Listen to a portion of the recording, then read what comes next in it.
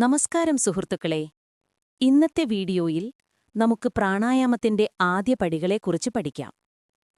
ശ്വാസത്തിന്റെ താളം, പ്രാണനിഗ്രഹം, കുംഭക ഇവയെല്ലാം മനസ്സിലാക്കുന്നതിലൂടെ പ്രാണായാമത്തിന്റെ ആഴത്തിലുള്ള ഫലങ്ങൾ അറിയാം.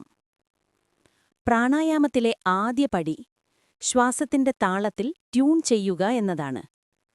ശ്വാസം സുഗമവും മന്ദഗതിയിലുള്ളതുമെങ്കിൽ അത് ശരീരത്തിന്റെയും മനസ്സിന്റെയും വിശ്രമാവസ്ഥയെ സൂചിപ്പിക്കുന്നു. അതേസമയം ക്രമരഹിതമായ ശ്വസനം സാധാരണയായി പിരിമുറുക്കത്തെയും ഉത്കണ്ഠയെയും സൂചിപ്പിക്കുന്നു.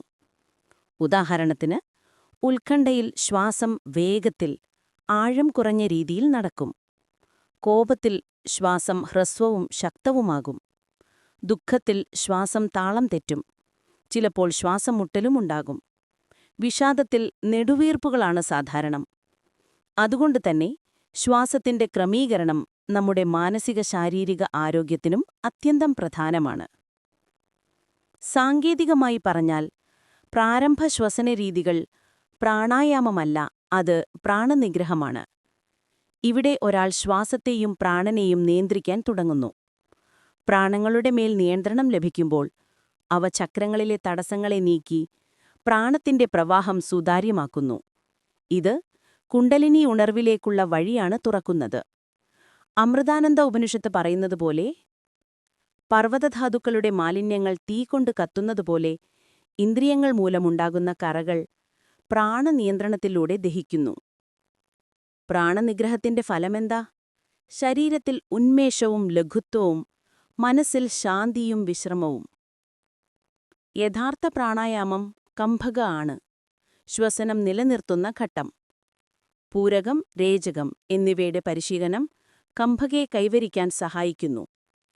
പതഞ്ജലി മഹർഷി യോഗസൂത്രങ്ങളിൽ പറയുന്നു, ശ്വാസോച്ഛ്വാസത്തിന്റെയും നിശ്വാസത്തിന്റെയും ചലനം സുരക്ഷിതമാകുമ്പോഴുണ്ടാകുന്ന താൽക്കാലിക വിരാമമാണ് പ്രാണായാമം. യോഗയാജ്ഞവൽക്യ സംഹിതയിൽ പറയുന്ന പോലെ പ്രാണായാമത്തിന് 3 തലങ്ങളുണ്ട്. 1. അധമ പ്രാണായാമം, വിയർപ്പുണ്ടാക്കുന്നത്.